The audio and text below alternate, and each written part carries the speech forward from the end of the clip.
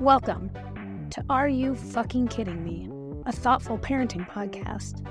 The show that takes you from diaper disasters to the legendary teenage eye roll. I'm your host, Clementine Lord, here to guide you through every stage of parenting, from toddlers testing your patience to adult children testing your Wi-Fi limits. Parenting is a wild ride, and no matter your child's age, you'll always find a moment where you think, are you fucking kidding me? Welcome to Are You Fucking Kidding Me? A thoughtful parenting podcast. This is the podcast where we tackle the weird, the wonderful, and the downright what the fuck moments of parenting. If you're new here, hi, and welcome. And congratulations on making it through another day of keeping small humans alive, or preparing to do so. Whether you're hiding in your car for 5 minutes of peace, drowning in laundry, or currently staring at a baby registry wondering, what the hell is a nose Frida, and do I really need one? You are in the right place.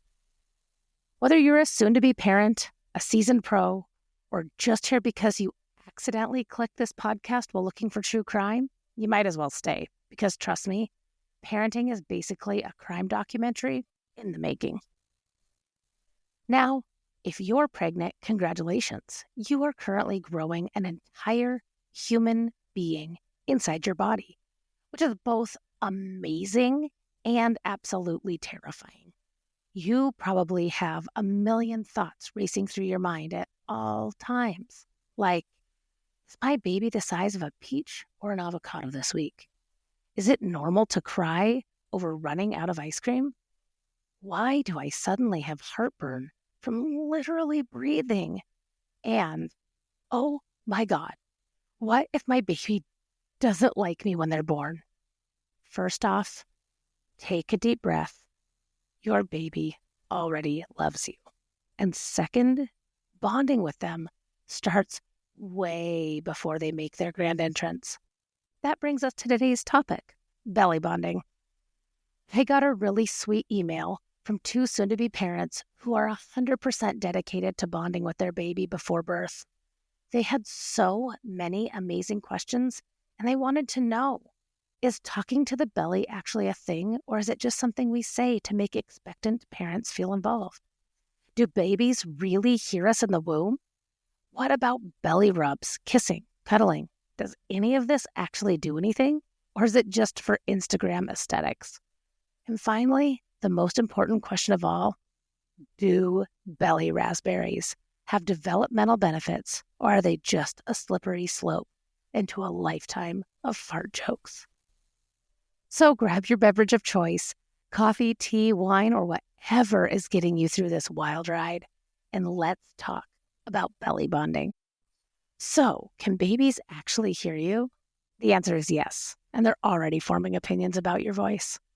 So, the classic pregnancy advice that every well-meaning person loves to give.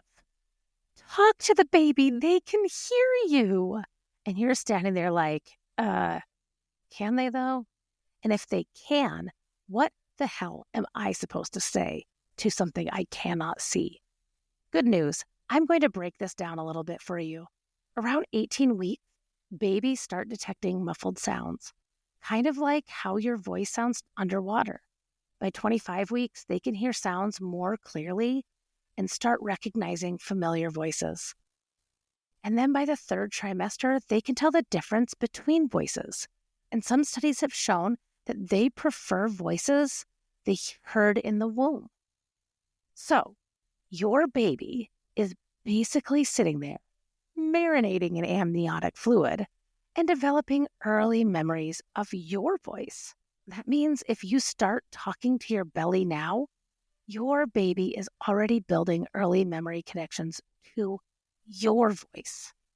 There is actually scientific proof your baby is listening.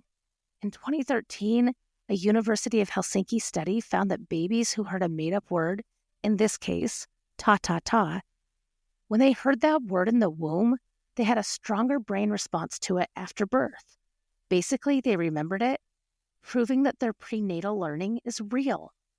And then in 2017, a study published in Psychological Science found that newborns prefer their mother's voice over a stranger's and even recognize specific speech patterns they heard in utero. Fun fact, newborns cry in the accent of their native language. A study in Current Biology found that French babies cry in a raising melody, while German babies cry in a falling tone, mimicking their respective languages. That means your baby starts absorbing language before they're actually born. Music can also stimulate the fetal brain, and a study from the University of Florida found that exposing babies to music in the womb may actually strengthen neural pathways associated with hearing and memory. I remember when I was 30 weeks pregnant, I went to Las Vegas to see the Cirque show Mystère. Well, that's not why I went to Vegas, but I went to the Cirque show of Mystère.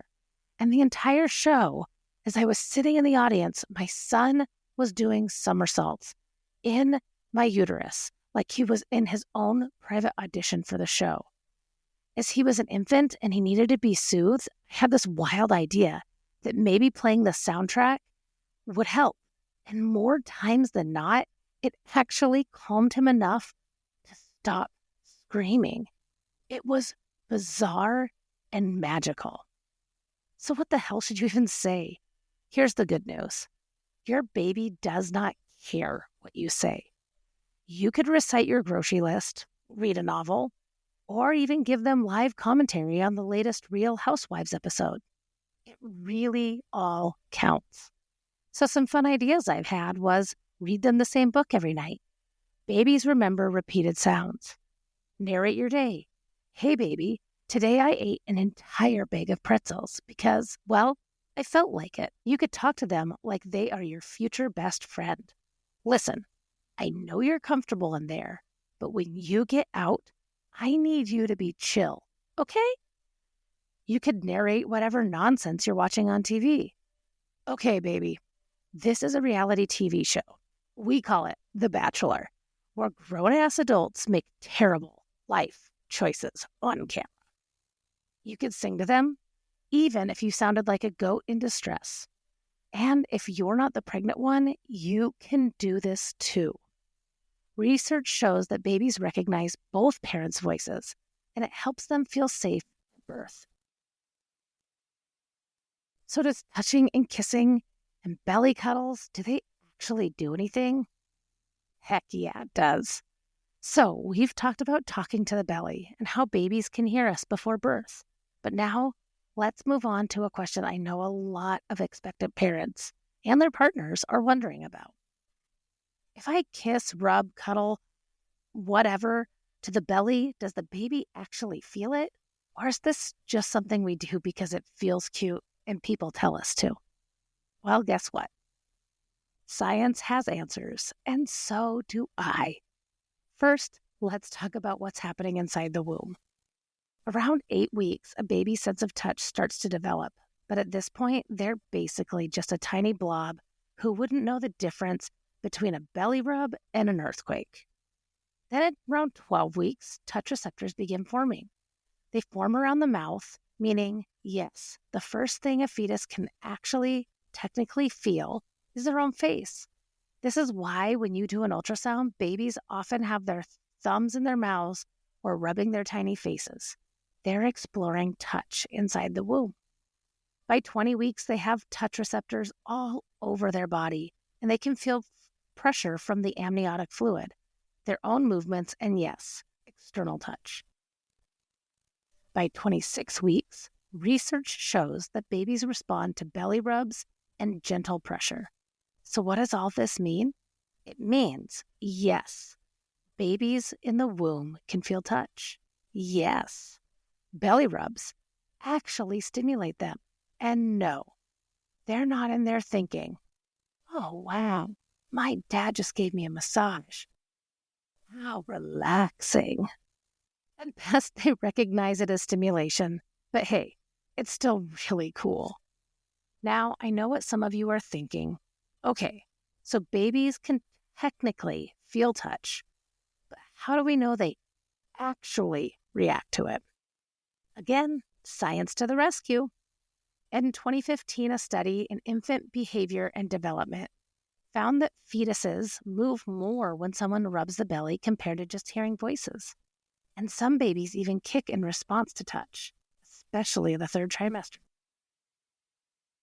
Prenatal massage research showed that gentle belly massages not only reduce stress for the pregnant person, but may also help soothe the baby.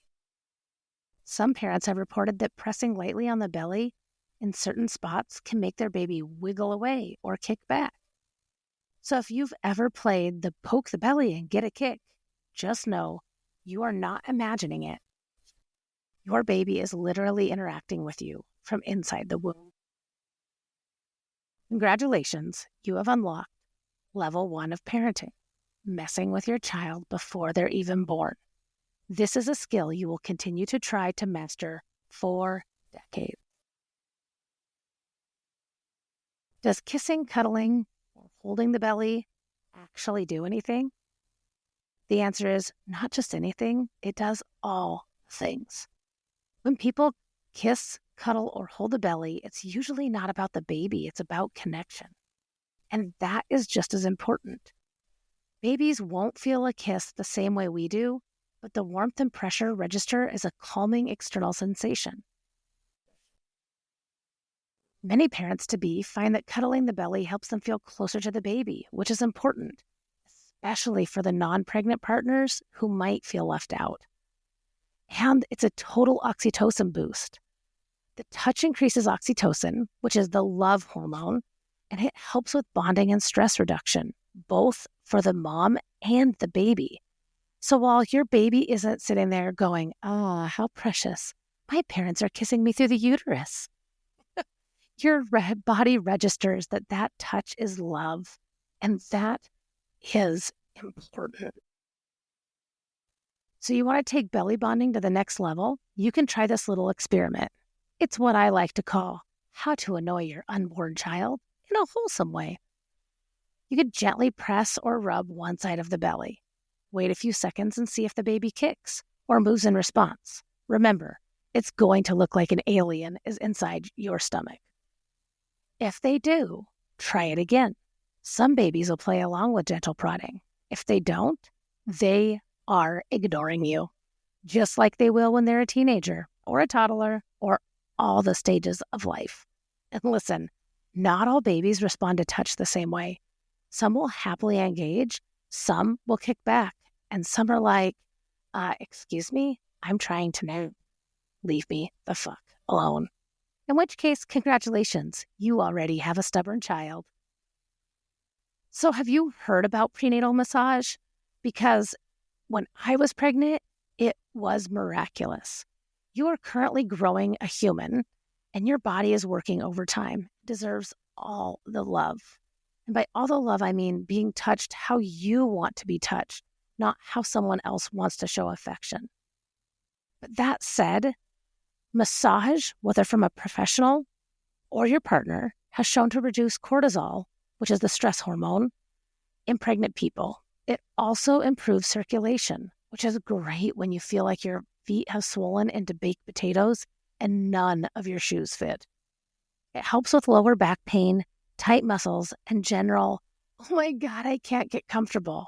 And bonus, if you can find a person who does prenatal massage with one of those cool belly things so you can actually lay on your stomach, it's a total game changer.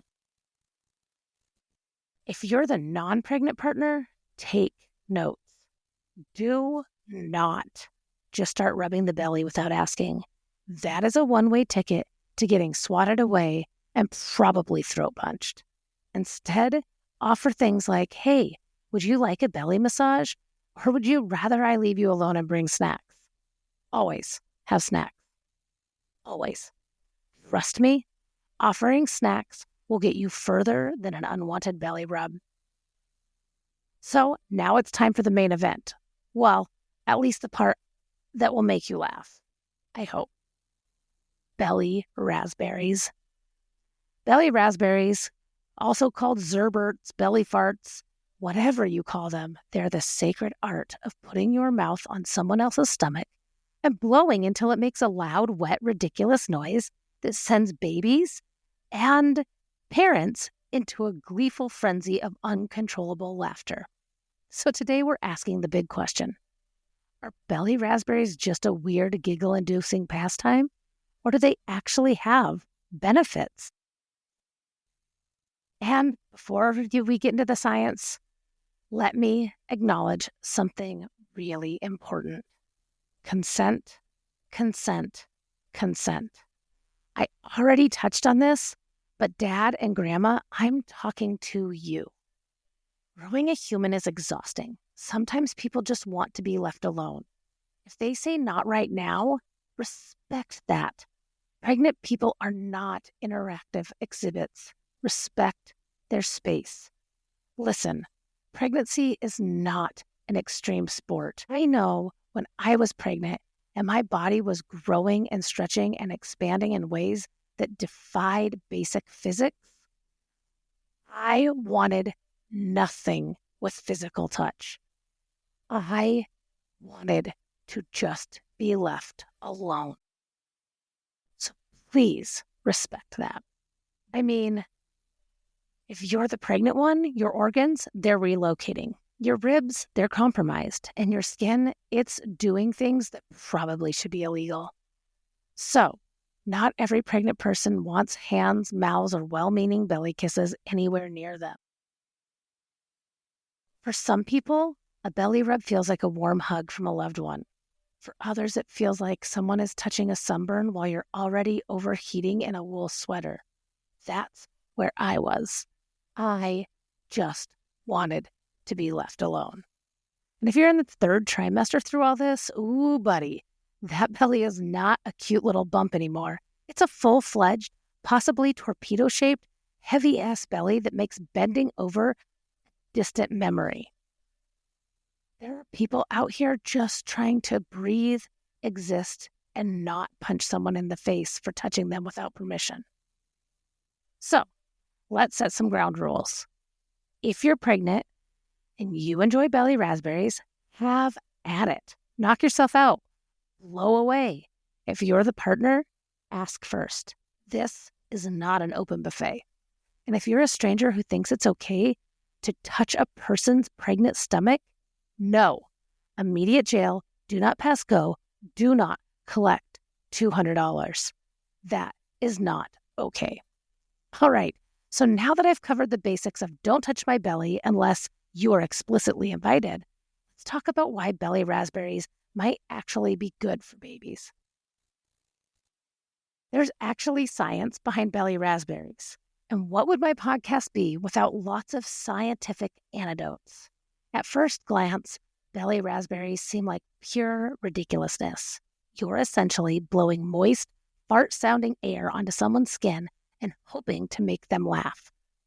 The fun fact, though, is babies are biologically wired to love this kind of interaction because babies thrive on sensory input.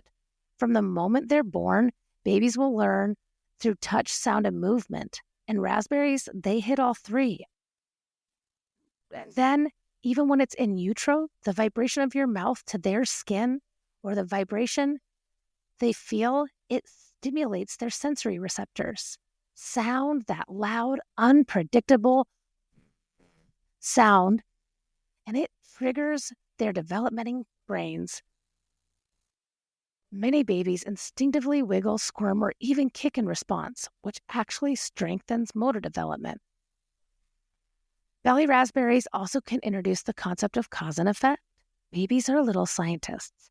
They're constantly experimenting, and nothing is funnier than discovering that if you poke a belly or someone makes a fart noise, they get something in return. And then belly raspberries tap into humor development. Laughter isn't just a reaction, it's an essential social tool. So when babies giggle at raspberries, they're actually strengthening part of their brain that understands playfulness and social cues. That said, when your baby is in utero, there is a good chance they are not actually laughing. Raspberries actually play a role in helping babies learn language. Why? Because babies don't just process words, they process tone, rhythm, and vibration. The research has found that newborns prefer exaggerated, playful vocalizations, which is why babies respond so well to high-pitched, silly voices and raspberries.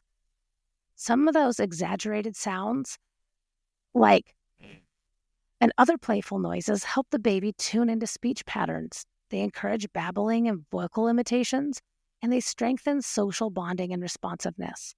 So if you're out here blowing raspberries on your partner and someday baby's belly, just know that you're technically supporting early language acquisition. And also, probably setting them up for a lifetime of thinking fart noises are hilarious, which, let's be honest, they totally are.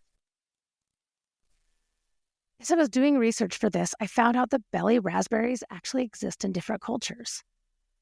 Belly raspberry isn't just a Western parenting thing. Variations of this exist all over the world. In some cultures, parents gently blow air on babies' bellies or face as a way to soothe them and make them laugh. In other traditions, tickling and playfully touching are seen as important bonding rituals between parents and children. And some languages even have a specific word for the act of making silly mouth noises on a baby's skin. So while it might seem like pure silliness, it's really a global, cross-cultural bonding technique. So when can you start blowing raspberries? I mean, you could start blowing raspberries on the belly before birth. Again, if your partner's into it. Pregnancy's already undignified as hell, so I mean, what's one more weird thing? When do babies actually start responding to raspberries after birth? Really, it's around 3 to 6 months when babies start laughing uncontrollably at raspberries. So don't get sad when your 2-week-old baby seems to not be into it. Will they find them funny forever? Well, toddlers, preschools, and still some full-grown adults. Will they find them funny forever? Generally, yes. Even toddlers, preschools, and full-grown adults still crack up at fart sounds. Will you regret starting this? Very possibly. Because once your baby learns to blow raspberries back, they will do it constantly and with excessive baby drool. It is legit. So what I'm saying is that belly raspberries are beneficial. They stimulate sensory receptors, support motor development, and strengthen social emotional bonding. They reinforce cause and effect learning and may even support early language development. Because parenting is exhausting, and anything that makes your baby giggle uncontrollably once they're outside in that big, bad world, that is a parenting win. So if you want to start blowing raspberries on the belly pre-birth, go for it. Again, just ask first. And after birth, congratulations, you've officially unlocked level 2 of one of the greatest parenting hacks of all time. Just be warned, once you introduce raspberries into your household, there is no going back. So what have we actually learned today? I know I've repeated the same things over and over. Talking to the belly, yes, do it. Babies are listening. Belly touching, only if your partner is into it. Belly raspberries, oh hell yeah. And they are developmental and hilarious. And bonding before birth is 100% real, backed by science, and totally worth it. And most importantly, parenting is weird, messy, hilarious, and magical. So embrace all of the ridiculousness. If you loved today's episode, subscribe, review, and tell your partner that belly raspberries are scientifically approved bonding.